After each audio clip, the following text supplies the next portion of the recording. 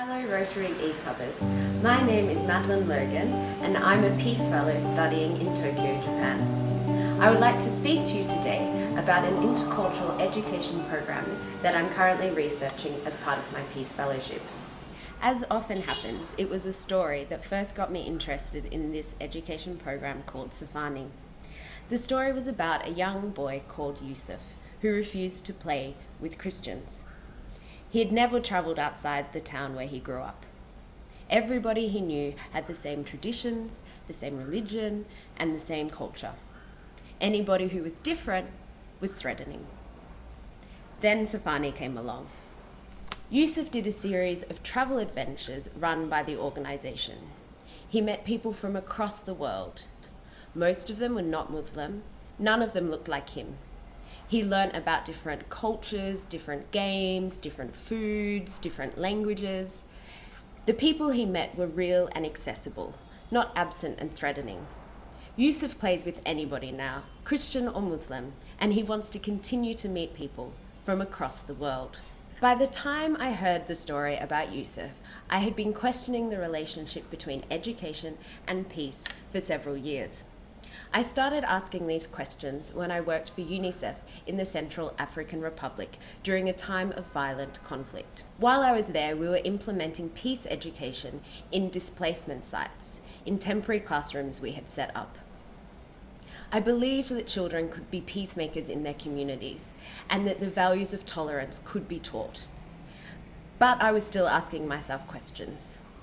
How could we track and quantify the impact of what we were doing? And how effective was education alone in broader communities that were divided and suspicious?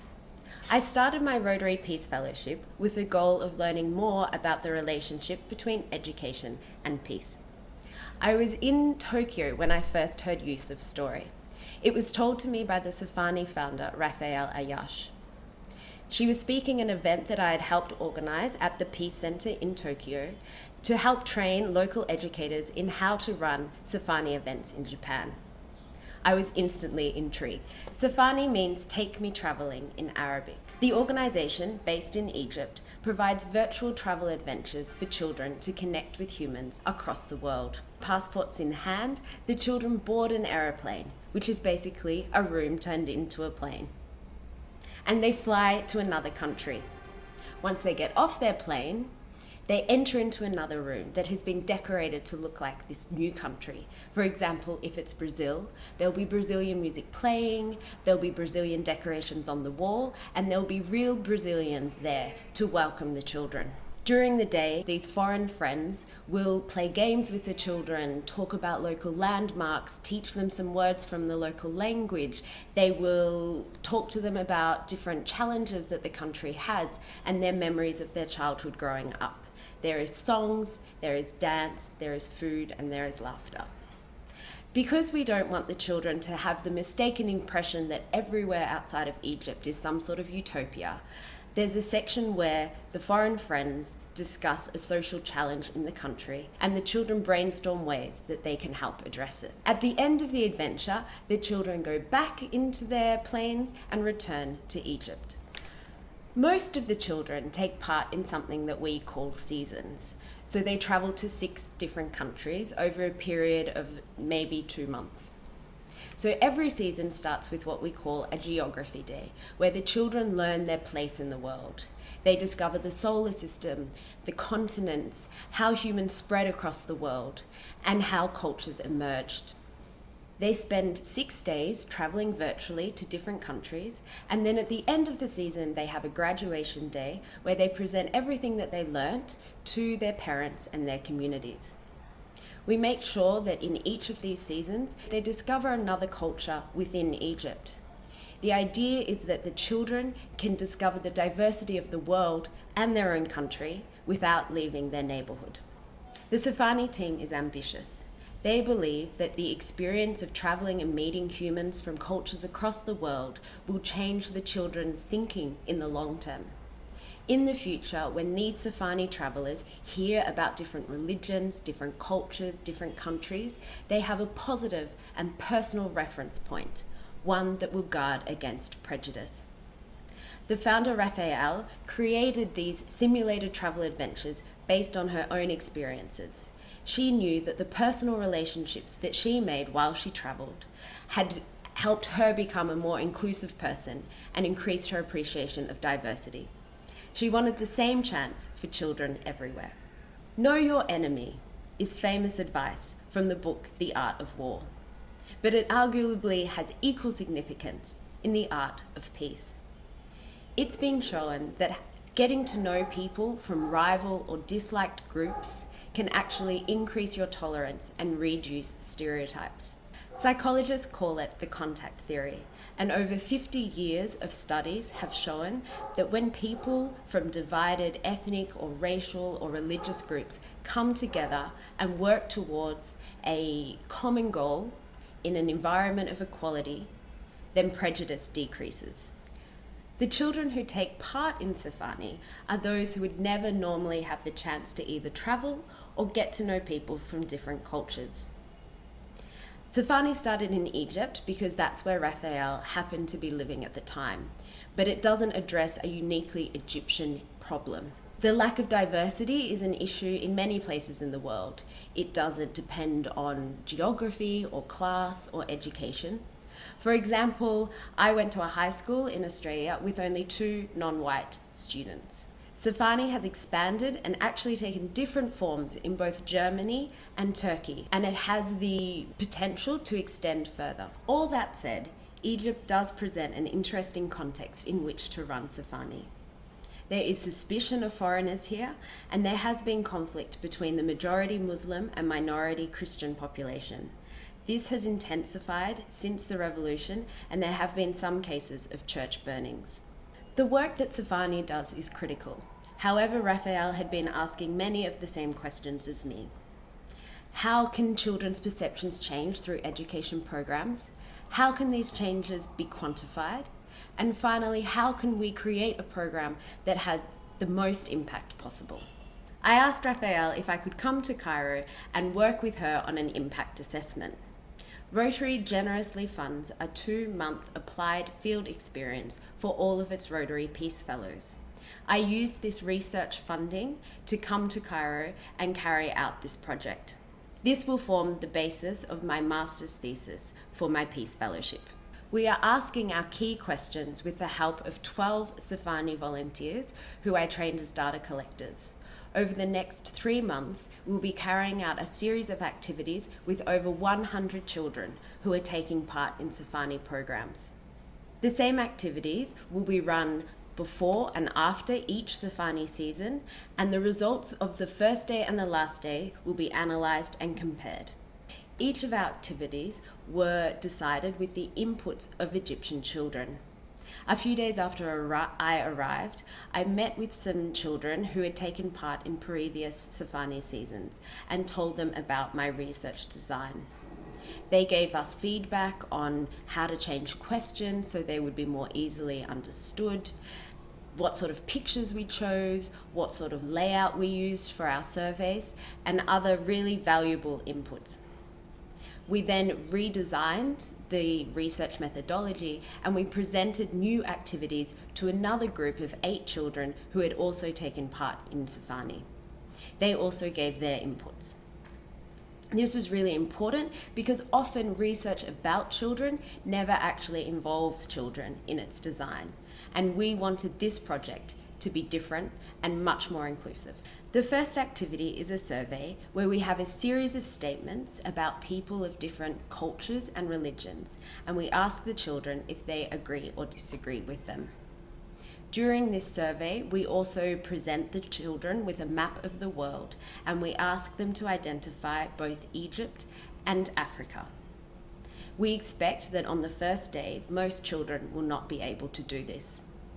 In previous Safarni seasons, where we have shown the children a globe and asked them to guess what it is, some have called it a soccer ball, while others have said, "Oh, it's planet Egypt." In the second activity, we show the children photos of other children from 4 different racial groups. And then we ask the children, how many children who look like this are either polite, are smart, are bad, and are stupid? We then ask them, after they've seen each photo, to tell us anything that they know about children of these racial backgrounds. This exercise is done in many social psychology experiments, and it's meant to track children's racial prejudice. The final activity is arguably the most important because it gives children the chance to express themselves freely beyond the narrow confines of a survey or of the activity that I just described. This activity is called a body map. So basically we have an outline of a body and the children decorate it to look like themselves. And we explain that the left-hand side of the body represents them before Safarni and the right-hand side is them after Safarni. And then we ask them a series of questions about foreign people based on the parts of the body. So for example, for the eyes, where have you seen foreign places or foreign people? For the ears, what have you heard about them? For the head, what do you know about them? And for the heart, how do you feel about them? On the first day, we ask these questions, we record their answers, we keep those sheets of paper, and we come back on the final day of the season and fill it out again. We transcribe and translate all of their answers and are actually using special computer programs to analyze and quantify the differences. On the graduation day, we also ask children to draw their best memory from the whole Safarni season. Many of the children that we work with are illiterate, and drawing is a less intimidating and more freely expressive way that they can communicate with us. A really important part of this whole activity is that we ask the children themselves to explain to us everything that they drew and why they drew it in that manner. The idea is that in the past, in previous research, people have asked children to draw, but have not asked them to explain what they've drawn. And many adults have brought misinterpretations to the drawings of children. So therefore, asking the children to tell their own story is a really important part of this process. The goal of this activity is to understand the most impactful part of Safarni from a child's perspective, which might be very different than from an adult's perspective. And once we know the most impactful part of the program, we can find creative ways that we can build on that and create a more powerful intervention. So far, we have only preliminary findings from the first round of data collection, but I can share some of them with you today. The Safarni adventure was held at an NGO that operates in an old part of Cairo. We had 30 children who took part in a season. On the first day, during the body map, many children spoke about being afraid of foreign people. Their interactions with different people had been limited to what they saw on television or what their parents told them or the few people they might have seen walking along the street. By the end of the program, the children were telling us about the new cultures that they had learned about, the social challenges in different countries, and their fear had mostly been replaced with positive attitudes. At the start of the season, only 7% of the children could correctly identify Egypt and Africa on the map. By the last day, that had increased to nearly 40%. At the moment, I am halfway through observing every day of the Safarni season currently happening in Cairo. And it's been very interesting to see how the children have been growing through the experience. On the first day, they traveled to China. And their first question to the Chinese woman hosting the adventure was, "Do you eat cockroaches?" By the third travel adventure to Nuba in southern Egypt, the children were asking more advanced questions. Things like, how do you say the word for tea in your language? Or another child asked, why do people from Nuba have darker skin than other Egyptians? The children were learning ways to interact with different people, something that was based on open communication and not predicated on stereotypes. Also in this trip to Nuba, they said, oh, that looks like a house from Somalia, showing that they were making connections between the different countries that they visited. My research will continue until November, and I hope to answer some of the questions that I set out for myself. The first one being, how does Safarni impact children? And the second one, how can organisations like Safarni best track and quantify their impact? During every Safarni season, each of the children learn a song from the band The Nile Project. The chorus repeats the phrase, Nahna Kulina Wahid. We are all one. This song inspires Safarni's 100 volunteers and the children who travel with us every year. And I hope it inspires you as Rotarians. Thank you, and wishing you safe travels and continued learning.